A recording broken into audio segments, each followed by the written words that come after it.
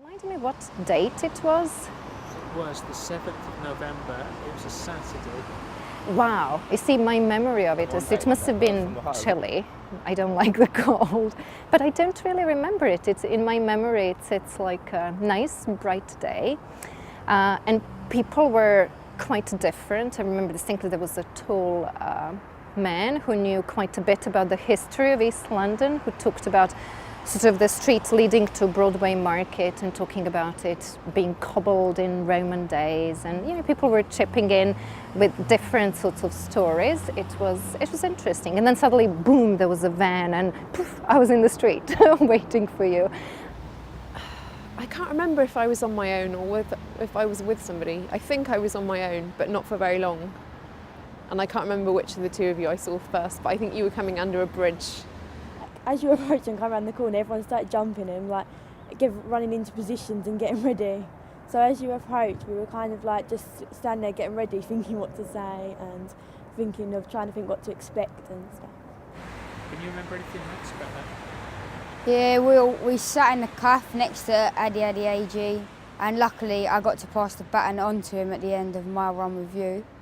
And I remember walking down a dark alley, or like quite a wide alley, with the lights flashing and the camera and everything, and it was quite exciting. Of course, the film shows you walking and talking to everybody, but I guess what it doesn't show really is all that was going on all around you, and the little film car that was coming along and was travelling along the road. So there's a lot of peripheral things going on that you don't actually see on the film, but which just shows it was a much bigger event maybe than it even transpires to be on the film. It's just walking one-to-one, just a couple of people in shot really all the time. But what was going on around was just this huge event really. So I guess that's what sticks in my mind. And you were walking down with the older gentleman, as I said, and you were quite deeply engrossed in talking to him, and that you were coming from about the bridge part of Brick Lane towards Claytor Street. Yeah, I did catch you, and then you turned the corner. That's when I caught you guys, because I was waiting round the corner, and and I was told walk ahead, and he handed me the microphone. What did we feel like? Cold.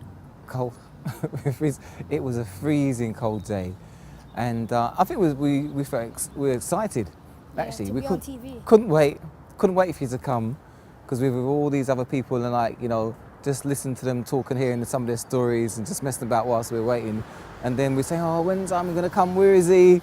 And then eventually people saying, oh, you're coming, he's coming, he's coming. Eventually you came, and it was just like excitement. It's like, wow, at last. And we were looking forward then to doing the walk and talking. Because I was sort of left standing on the corner and sort of looking round I wasn't sure what direction you were coming from. And then suddenly I saw the lights. That was the first thing.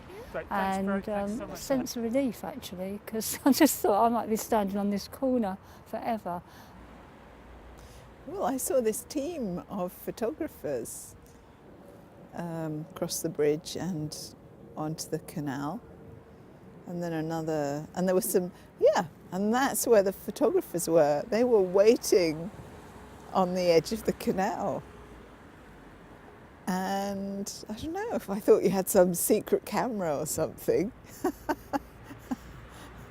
One thing I really wanted to sort of remember, actually, and it's one thing as you get older, you're kind of frightened of forgetting those things, and as my grandparents haven't been around for quite a long time now, your memories do fade a bit. But that's the one thing that really sticks out, sitting there with my Ladybird book of the Olympics, filling in all the gaps, and Granddad's roll-ups all spilling down the front of his lovely cardigan that stunk like an ashtray, but yeah, it's a really nice nostalgic moment. Can you remember John's scene? In the film? Yeah. Yeah, well, oh yeah. Well, I can see, you see him, the best bits are not, the best bit for me, John, is not actually on the walk. Because you see him, it's quite an atmospheric shot up the tunnel, and I didn't actually realise that he changed over halfway through. Yeah. And you can see sort of John emerging. I'm sure I was sitting on the steps outside, because we were taking our one at a time, sit on the steps about 10 steps, and the camera was already set. So it was actually it was a very good shot, the best one you got. You used to have, the thing about the old Eastway and everything else, you could cut over to everything. You know what I mean? That's like right, you, yeah. You Right, cut over to the Hackney, to you know, to up here.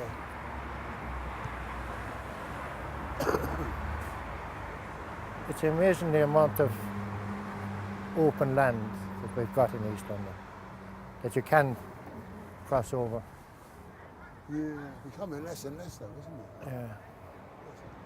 Well, but hey, when the blue fence comes down on the side, that's a thing. At the moment, it's all fenced off. But once the Olympics kick off, and all the blue fences come down, and it's open parkland, you know what I mean?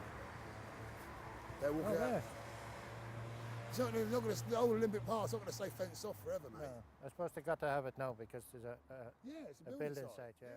Well, that's the